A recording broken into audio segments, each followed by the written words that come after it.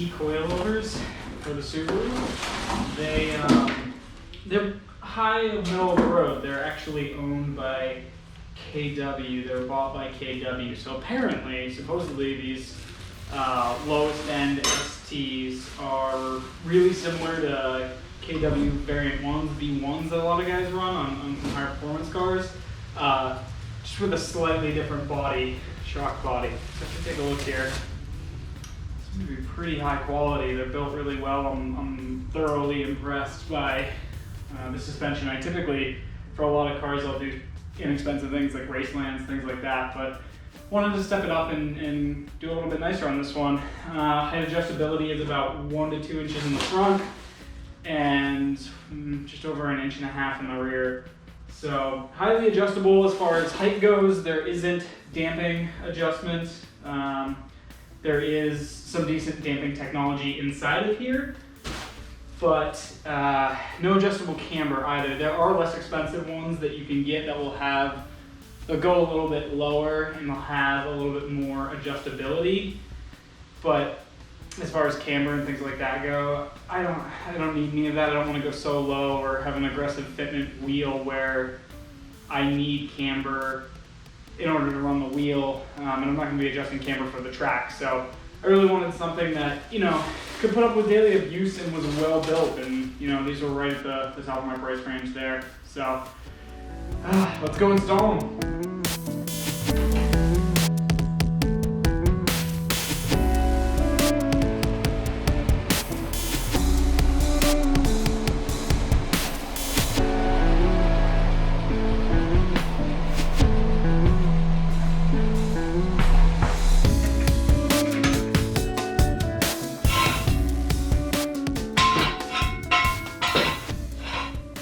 Standard procedure here, just getting the car off the ground and the wheel off the car. Saving a little bit of time using my newly acquired air tools.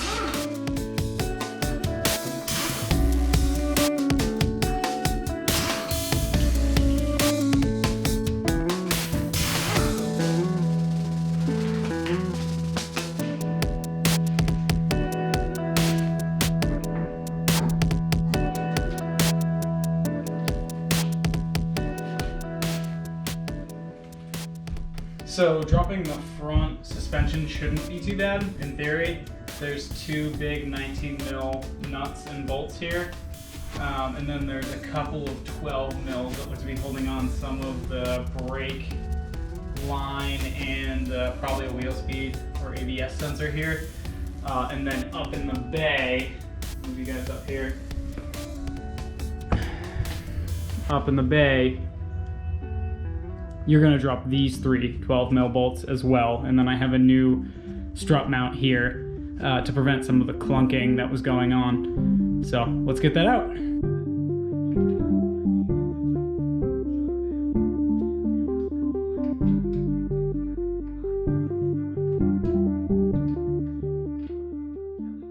Having used the breaker bar to break the 19s loose, I'm going to use my impact to back everything out.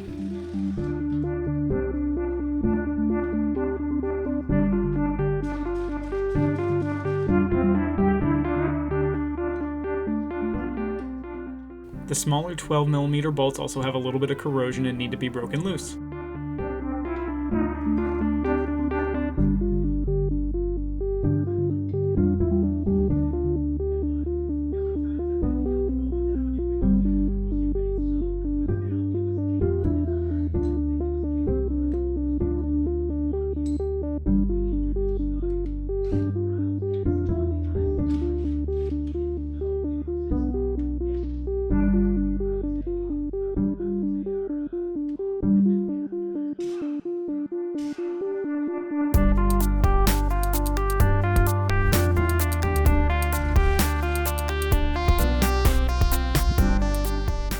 Alright, so the bolts came out pretty easily.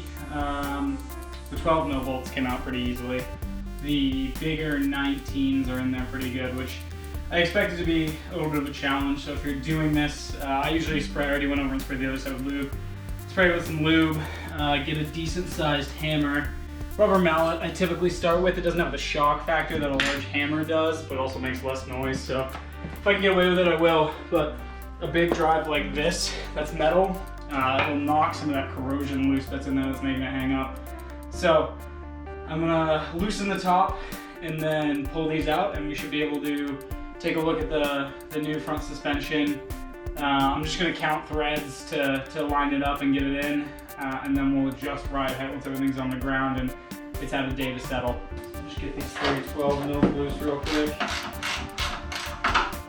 Loose, not loose.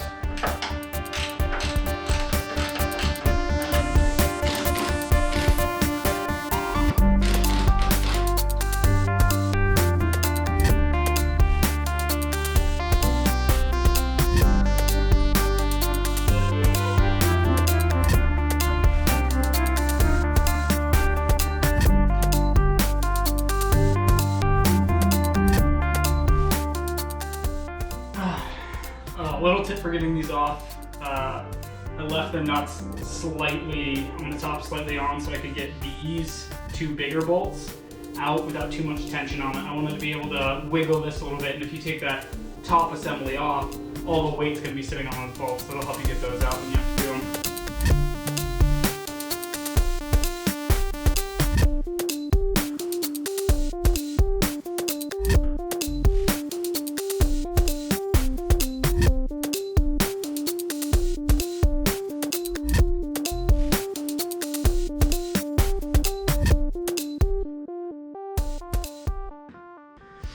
Alright, so this is the driver's side suspension out.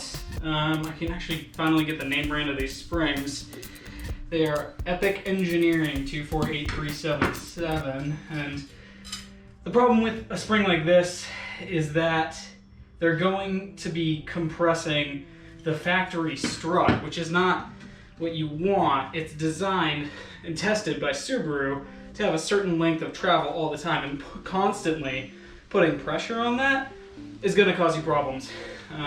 Eventually that's going to wear out. A lot of guys go with this option for budget friendly. I have to say it rode okay, but it made some pretty nasty noises. I like to check everything out before I go to install it. I want to make sure I have the right side. The first set of coilovers I ever did, Racelands, I actually managed to install them backwards, and a tab didn't fit, so I just cut it off. And this because I had them flipped 180, ran fine, but stupid thing to do. So I line things up. You'll see side by side. This is a direct replacement. It's got a helper spring here, the actual coil spring here. You can tell the spring rates are much different between these two. I looked up this old drop spring. It looks like it dropped the front of the car 1.6 inches, which sounds about right from how it was sitting. Like I said, there's no exact science to knowing thread by thread how low this is going to go, but I'd like to bring the front down a little bit more than it was and the back down a little bit more than it was. So I'm probably going to bring this down pretty far down the threads, maybe leave 4 or 5 threads showing, drop it in. If I can't back it out, I'll throw it back up on the jack stands and jack it up. One really nice thing I'd like to call out too is I would typically mark this with a paint pen to see if there's any travel from the vibration, but because these are a higher quality strut and coilover, you're able to actually use this little lock nut here, which is gonna screw against the body and hold it in place. One thing I still need to do is replace the top hat. So some people reuse the factory ones. If you have a brand new car and you're throwing coilovers in it, not really a big deal, but who knows if this was replaced. I mean, the car is from California, so this could be original, that could be original. I may have to run to the store. I don't have a spring compressor and I don't feel like losing a hand, so I'm actually gonna have to disassemble this top bolt in order to feed through into the top hat and then bolt it all back together. So I'm gonna get to work on that. I didn't realize it at the time, but adjusting the coilovers down the threads was going to allow for room to install the top hat without actually having to compress the spring.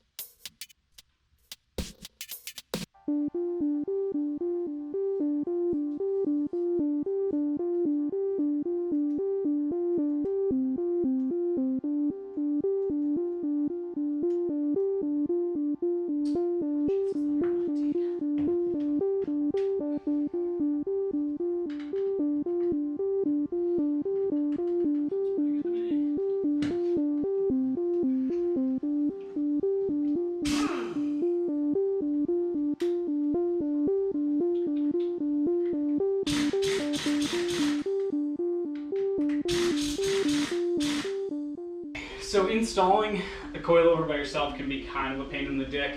I've done it a few different ways. The easiest way I found to do it is to thread the top hat back up and through. Make sure that you should be able to rotate the body, but make sure it's facing roughly the same way. Thread the top hat through, get a few nuts on the threads here, and then line up, down here you're going to line up your essentially brake and hub assembly with the bottom of the coilover and bolt it in once you have it hanging. Once you have it hanging, you'll still have play, you can push it up, move it around.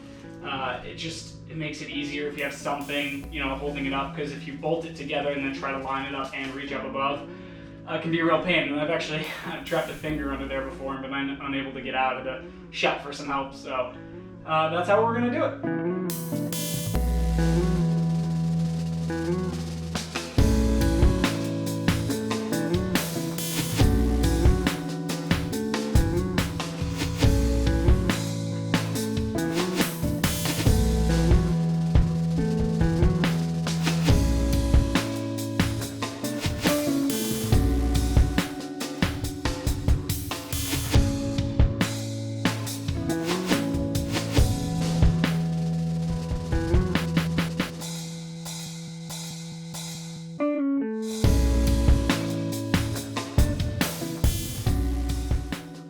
To make my life easier, I use a jack to line up the suspension and the hub.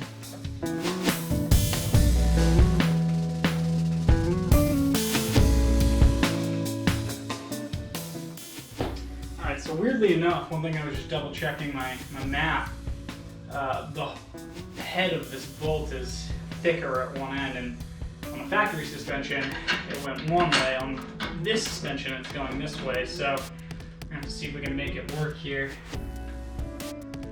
With the hub. It is interesting that the setup of the brake lines only go one way, so this is the correct orientation for this vehicle. So I'm not sure what that's about.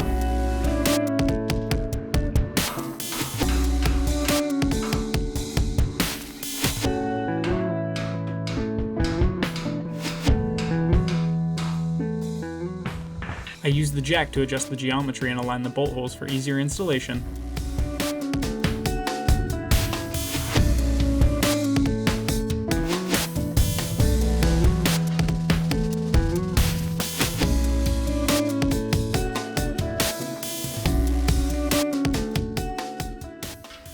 Okay, so that's everything installed and lined up. I did have to double check some stuff. I thought there was an issue with the way these are manufactured. There's a concentric hole here that's used in this bolt. It's probably used to make a little bit of adjustment when you're doing an alignment, but it was on the incorrect side. On the OEM suspension, the concentric hole is on the side closest to the back of the car. This, which is nice aftermarket suspension, has it on the other side. I don't know why that is. That might be an intentional reason that I don't know. But it does look like I'm going to be able to work it in and through. It's going to take some hammering, but it also took some hammering to get out. So let's see.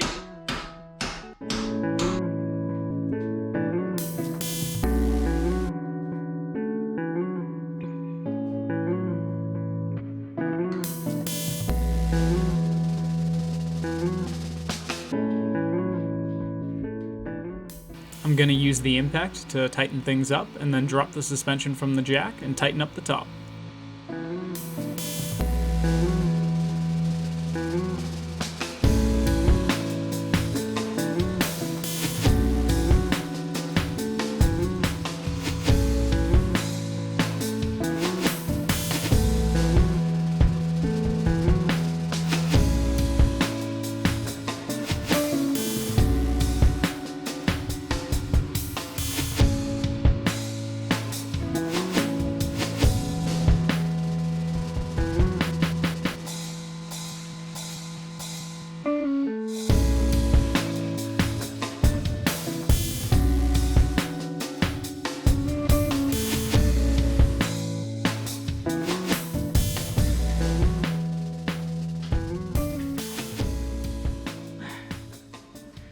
Torque spec for these is 28 foot-pounds. I like the German torque spec, which is goopy tight.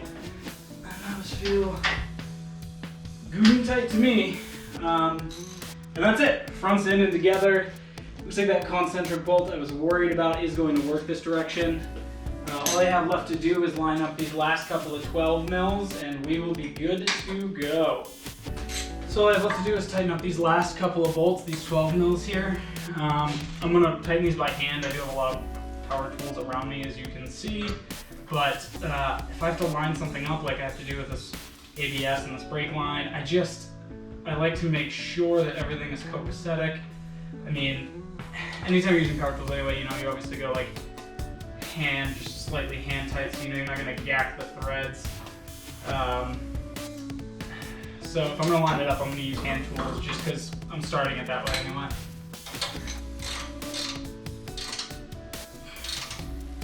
Yeah. And that's it. Everything looks pretty good. It looks like it has free travel. I don't hear anything binding up. And that looks like brake lines, everything's gonna clear. And so that's it for this side on the front. I'm gonna go bust out the other side real quick and then we'll move on to the rears.